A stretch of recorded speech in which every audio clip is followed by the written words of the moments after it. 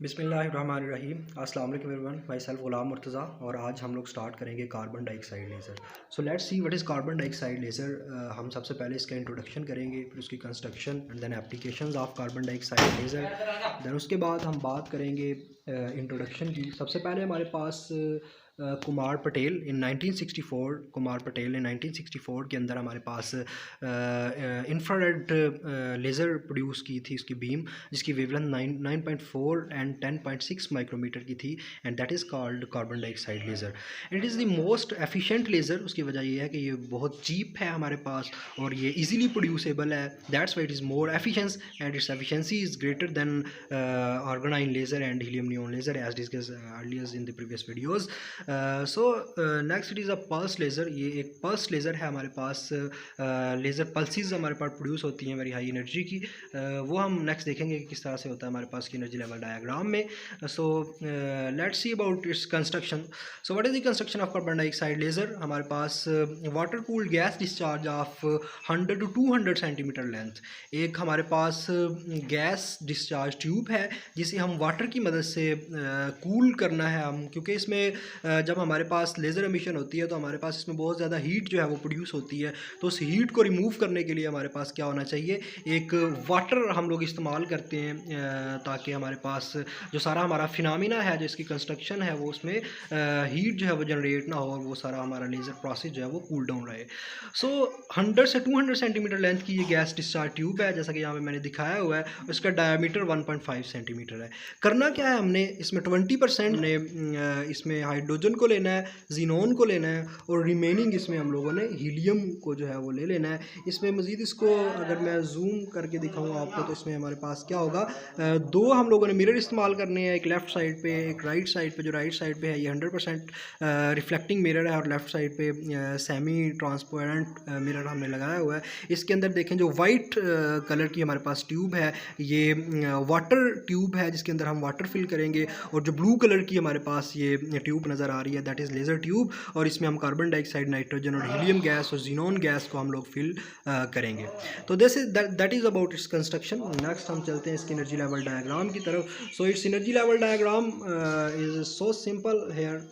तो energy level diagram में हम लोगों ने क्या करना है, हम लोगों ने नाइट्रोजन जो कि होमो न्यूक्लियर मालिक्यूल है, होमो न्यूक्लियर मालिक्यूल मतलब इसका न्यूक्लियस, इसके मालिक्यूल के पास जो न्यूक्लियस है वो सेम है नाइट्रोजन और नाइट्रोजन का। तो ये इजीली जो है हमारे पास क्या हो जाता है, ये एक्साइटेड स्टेट में चला जाता है। जब हम एनर्जी प्रोवाइड करते हैं तो ये एक्साइटेड स्टेट में चला जाएगा, बजाय इसके कि ये फोटोन इमिट करे। So it does not emit photons but it excite, it goes into excited state. मैंने दिखाया हुआ है यहाँ पे V इज इक्वल टू 0 से V is equal to 1 state जो है राइट साइड पे ये नाइट्रोजन की स्टेट है। जहाँ से जब हम इसको एनर्जी प्रोवाइड करेंगे, इलेक्ट्रिक डिस्चार्ज प्रोवाइड करेंगे, इलेक्ट्रिकल पंपिंग के थ्रू जब हम इसको पंप करेंगे तो V is equal to 0 state से इसके मालिक्यूल जो है वो इज इक्वल टू 1 स्टेट में चले जाएंगे। वहाँ से हमारे पास जो है ये अपनी एनर्जी ट्रांसफ़र करेंगे to the helium, to the carbon dioxide atoms. तो कार्बन डाइऑक्साइड को जब एनर्जी ट्रांसफ़र करेंगे तो कार्बन डाइऑक्साइड की 001 स्टेट में जब ये मालिक्यूल जाएंगे हमारे पास, तो वहाँ से पॉपुलेशन इन्वर्जन अचीव होगी और स्टिमुलेटेड एमिशन के ज़रिए हमारे पास ये जो मालिक्यूल्स, ये जो एटम्स हैं वो नीचे दो स्टेट्स में, दो पॉसिबिलिटीज़ हैं हमारे पास। एक 020 स्टेट में आ सकते हैं, जब आएंगे तो 9.6 माइक्रोमीटर की एनर्जी हमें हासिल होगी जिसे हम लेज़र कहेंगे, और दूसरा ये 001 स्टेट से 100 स्टेट में आ सकते हैं। ये हमारे पास ट्रांजिशन हो सकती है और वहाँ से जो लेज़र हमें मिलेगी वो 10.6 माइक्रोमीटर की होगी उसकी वेवलेंथ। तो ये दो तरह की हमें यहाँ पे लेज़र, कार्बन डाइऑक्साइड लेज़र के थ्रू हमें हासिल होंगी। तो यहाँ पे देन क्या होगा, देन इन स्टेट में जब हमारे पास एटम्स आ जाएंगे तो वहाँ से अपनी एनर्जी ट्रांसफ़र करेंगे। ये साइड पे एक स्टेट है हीलियम की, उस हीलियम एटम्स की एक्साइटेड स्टेट में जब अपनी एनर्जी ट्रांसफ़र करेंगे एटम्स वहाँ पे आएंगे तो वहाँ से इजीली ग्राउंड स्टेट में आ सकते हैं 000 स्टेट में।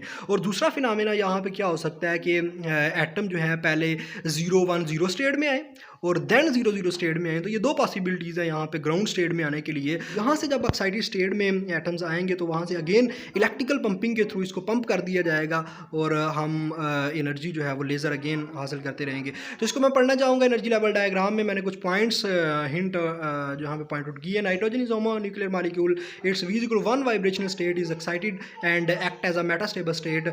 ये हमारे पास V=1 स्टेट की बात मैं क्यों कर रहा हूँ, क्योंकि ये जो हमारे पास कार्बन डाइऑक्साइड लेज़र है it is a type of molecular laser, क्योंकि कार्बन डाइऑक्साइड एक मॉलिक्यूल है। तो ये मॉलिक्यूलर लेज़र में आता है और मॉलिक्यूल में हमारे पास 3 तरह के फिनोमेना हो सकते हैं।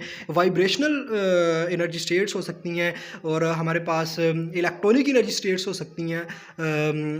तो ये वाइब्रेशनल एनर्जी स्टेट्स से ट्रांजिशन होती हैं, क्योंकि इसकी जो इलेक्ट्रॉनिक एनर्जी स्टेट्स हैं एटम की वो हमारे पास कांस्टेंट होती हैं, उसमें ट्रांजिशंस नहीं हो सकती। सो वाइब्रेशनल एनर्जी स्टेट्स में इसकी ट्रांजिशन होती है। तो इसलिए मैंने V=1 लिखा। ये वाइब्रेशन स्टेट को कंसीडर कर रहे हैं हम लोग। सो इस V=1 vibrational state is excited and act as a metastable state, और मेटास्टेबल स्टेट के तौर पर एक्ट करती है, जैसे मैं पहले भी बता चुका हूँ।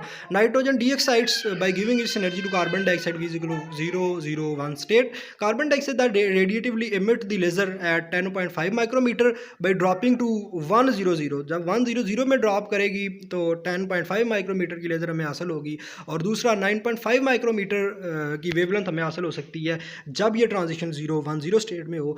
Then carbon dioxide transfer energy to helium and came into ground state. Then ये हमारे पास ग्राउंड स्टेट में आ जाएगी। नेक्स्ट चलते हैं हम कुछ इंपॉर्टेंट पैरामीटर्स मैं इसमें डिस्कस किया करता हूँ। एनर्जी गैप स्टेट का, उसमें एक ही स्टेट मेजर स्टेट है, वो है नाइट्रोजन से कार्बन डाइऑक्साइड स्टेट।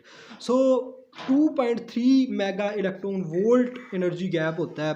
तो ये कोई इतना ज़्यादा नहीं है, यानी कि बहुत जल्दी नाइट्रोजन से कार्बन डाइऑक्साइड की तरफ एटम जो है वो ट्रांसमिट कर जाएंगे। Next, it is very efficient, वो मैं पहले डिस्कस कर चुका हूँ।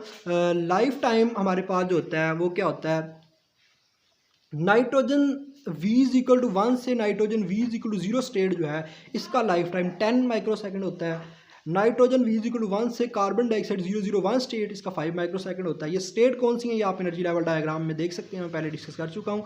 कार्बन डाइऑक्साइड 020 स्टेट से कार्बन डाइऑक्साइड 010 स्टेट के अंदर 5 माइक्रोसेकंड का लाइफ टाइम, और कार्बन डाइऑक्साइड 010 से कार्बन डाइऑक्साइड ग्राउंड स्टेट 00 में 30 माइक्रोसेकंड का जो है हमारे पास लाइफ टाइम में मिलता है। उसके बाद वेवलेंथ दो तरह की हमारे पास हासिल होती हैं। One is 10.6 micrometre infrared range में और दूसरी 9.6 micrometre in infrared. Important parameters हमारे पास, इंपॉर्टेंट वैल्यूज जिसे मैं कहता हूँ, इंपॉर्टेंट पैरामीटर्स को मैं डिस्कस किया करता हूँ।